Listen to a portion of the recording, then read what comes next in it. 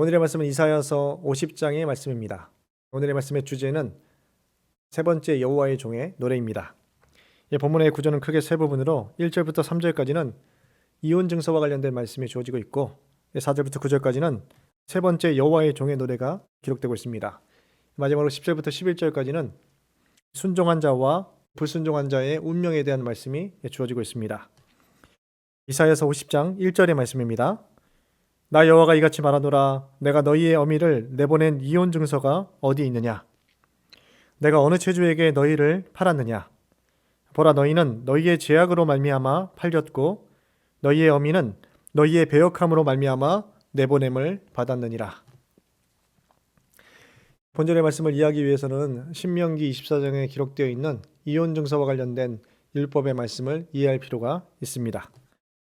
율법에 따르면 한 가정의 가장은 아내의 결격 사유를 발견하였을 때 이혼을 통해서 내보낼 수 있었는데 바로 이때 이혼 증서를 써주었습니다.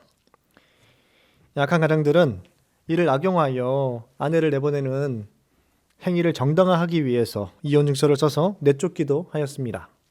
또 아기가 없는 가장들도 체주의 압력을 이기지 못하고 자녀들을 종으로 팔기도 하였습니다.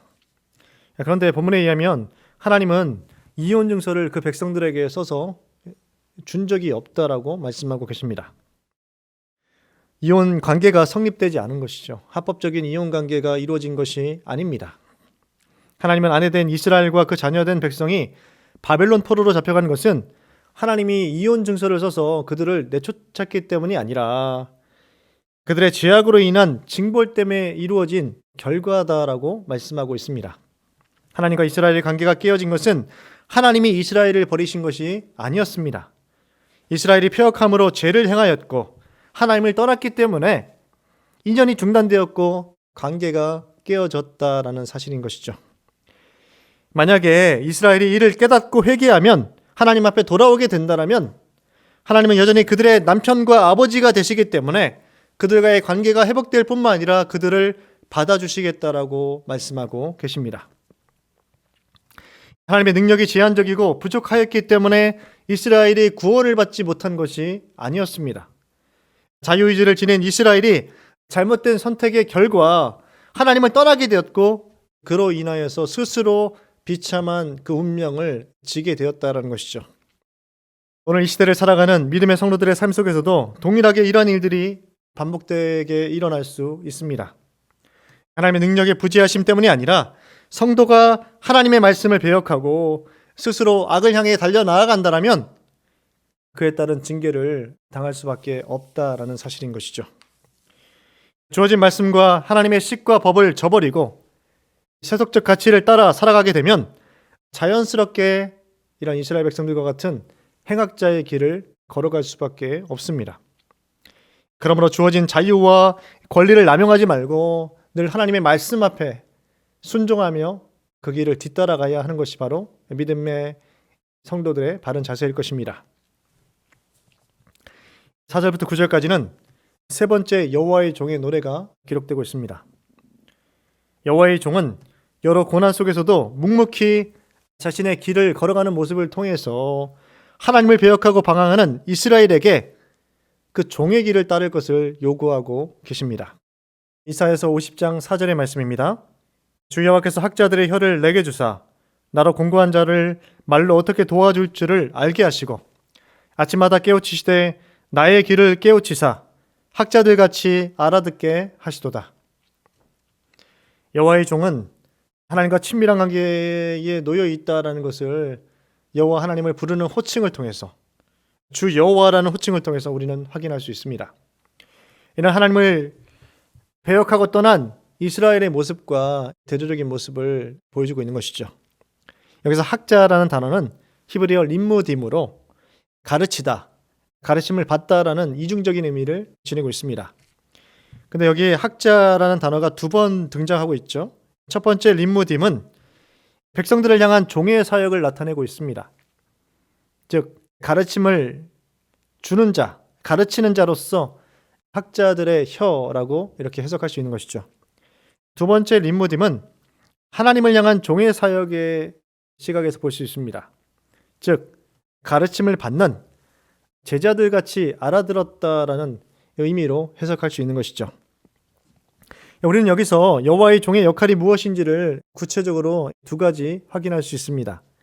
첫째로 백성들에게 가르치는 자의 입장에서 하나님의 말씀을 선포하는 것, 하나님의 말씀을 가르치는 것이 바로 이 학자들의 역할의 첫 번째에 해당합니다. 피곤하고 지친 사람들에게 힘을 주는 사명을 지닌 것이 바로 여호와의 종의 사명이다라는 것이죠. 두 번째로 하나님을 향해서는 제자의 입장에서 하나님이 알려주시는 말씀을 아침마다 듣고 깨닫는 일을 게으르지 않게 해야 한다는 것을 확인할 수 있습니다. 이사야서 50장 5절의 말씀입니다. 주 여호와께서 나의 길을 여셨으므로 내가 거역하지도 아니하며 뒤로 물러가지도 아니하며. 하나님의 말씀에 절대적으로 복종하기 위해서는 먼저 귀가 열려져야 한다라고 말씀하고 있습니다. 귀가 열리다라는 것은 바로 하나님의 계시의 말씀을 깨달아 아는 것을 가리키고 있는 것이죠. 구원받은 성도는 이미 모든 것이 완성된 존재가 아닙니다. 구속사역의 과정을 통해서, 성화의 과정을 통해서 영화의 과정으로 이어져야 하는 것이죠. 지속적인 하나님의 말씀을 깨닫고 변화되어야 하는데, 그러기 위해서는 먼저 하나님의 말씀을 들을 수 있는 귀가 열려져야 합니다. 지속적으로 하나님의 말씀을 공급받아야 한다는 것을 확인할 수 있는 것이죠. 하나님의 말씀에 귀가 열려지는 축복이 귀한 서울교회 성도들에게 있기를 간절히 축원합니다. 이사야서 49장부터 55장까지 계속해서 고난받는 여호와의 종의 모습을 통한 하나님의 구원에 대한 말씀이 이어지고 있습니다. 오늘 세 번째 여호와의 종의 노래에서도 고난받는 여호와의 종의 모습이 기록되고 있습니다. 이사야서 50장 6절의 말씀입니다. 나를 때리는 자들에게 내 등을 맡기며 나의 수염을 뽑는 자들에게 나의 뺨을 맡기며 모욕과 침뱉음을 당하여도 내 얼굴을 가리지 아니하였느니라. 최악의 모욕과 갖은 비난과 조롱과 멸시를 당하게 될 메시아의 모습이 묘사되고 있습니다. 그런데 이 모든 것이 어쩔 수 없이 당하는 것이 아니라 메시아 대신 예수님이 스스로 결정으로 인해서 자발적인 순종의 희생이다라는 것을 여기서 확인할 수 있습니다. 내 등을 맡기며 나의 뺨을 맡기며 내 얼굴을 가리지 아니하였다라고 고백하고 있습니다. 이렇게 메시아는 능동적인 선택에 의해서 주어지는 모든 고난과 모욕을 모두 받아들이겠다라고 미래에 있을 예언의 말씀을 주고 있습니다. 7절 말씀에 의하면 내 얼굴을 부싯돌같이 굳게 하였다라고 전하고 있습니다. 본래 성경에서 마음과 얼굴과 이마를 굳게 한다는 것은 부정적인 의미에서 주로 사용되었습니다.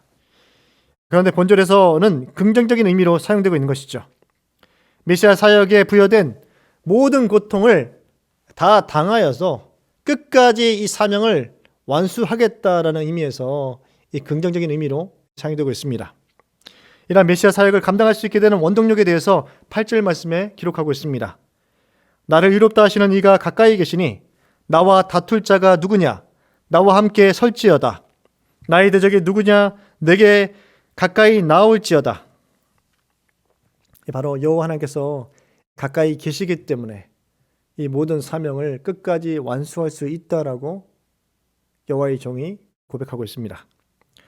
하나님은 모든 것을 판단하시고 결정하시는 최고의 재판장이신데, 그 재판장이신 하나님께서 메시아의 성품과 인성을 인정해 주시고, 또 그리스도의 사역 과정에서 하나님이 이 모든 과정들을 동행하시면서 입증해 주실 것이기 때문에 여호와의 종은 이 과정을 묵묵하게 걸어갈 수 있다라고 미래에 있을 일을 예언의 말씀을 주고 있습니다. 실제로 예수님은 순환당하실 때 빌라도의 아내를 통해서도, 또 십자가 사건을 목도하였던 이 백부장을 통해서도 그 의로움이 입증되셨습니다. 그뿐 아니라 하나님께서 친히 예수님의 공생의 사역에 대해서 완전하게 이 모든 과정들을 의롭다 칭해 주실 수 있기 때문에 여호와의 종은 이 과정들을 묵묵하게 걸어가게 될 것이다라고 말씀하고 계신 것이죠. 말씀을 마치겠습니다. 우리를 위해서 고난당하시고 죽으신 예수님으로 인해서 우리는 구원함을 얻게 되었습니다. 하나님의 자녀가 되었고 또 하나님의 나라를 상속받게 되었습니다. 오늘 본장의 말씀과 같이 폐역하여 하나님을 거역한 이스라엘의 모습이 아닌 하나님의 말씀에 절대적으로 순종하며 그리스도께서 걸어가신 발자취를 뒤따라가는 귀한 믿음의 성도들이 되시기를 간절히 축원합니다. 하나님이 오늘도 우리와 가까이 계십니다. 그렇기 때문에 오늘의 우리 앞에 놓여 있는 고난과 어려움도 이겨낼 수 있습니다. 주님과 동행하시는 복된 한 날을 보내시기를 간절히 축원합니다. 기도하겠습니다. 거룩하신 하나님 아버지, 주 여호와께서 나의 길을 여셨으므로 내가 거역하지도 아니하며 뒤로 물러가지도 아니하였다고 고백하였던 여호와의 종의 고백과 같이 하나님, 우리의 길을 열어주시고 하나님의 말씀을 깨닫게 하시고 하나님의 말씀이 들려지는 역사가 있게 하셔서 진정한 순종과 절대적인 이 복종을 행할 수 있는 믿음의 성도가 될 수 있도록 하나님 인도하여 주시옵소서. 하나님, 예수님께서 고난당하실 때 여호와 하나님께서 동행하셨기 때문에 이 모든 과정들을 이겨낼 수 있었다라고 여호와의 종은 고백하였습니다. 하나님, 우리의 고난과 우리의 아픔의 현장에서도 성령 하나님께서 친히 동행해 주심을 통하여서 늘 하나님과 동행하게 하시고 우리의 삶이 하나님과 가까이 함께 함을 통하여서 우리를 의롭다 하시는 그 하나님의 그 선포로 인하여서 오늘의 그 답답한 현실을 믿음으로 이겨내며 걸어갈 수 있는 귀한 성도들이 될 수 있도록 인도하여 주시옵소서. 주님, 우리 개인과 가정과 또한 이 나라와 이 민족 앞에 있는 모든 어려움의 사항들을 주님께서 아십니다.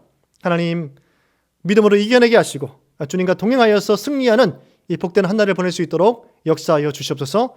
우리를 구원하신 예수 그리스도의 이름으로 기도드립니다. 아멘.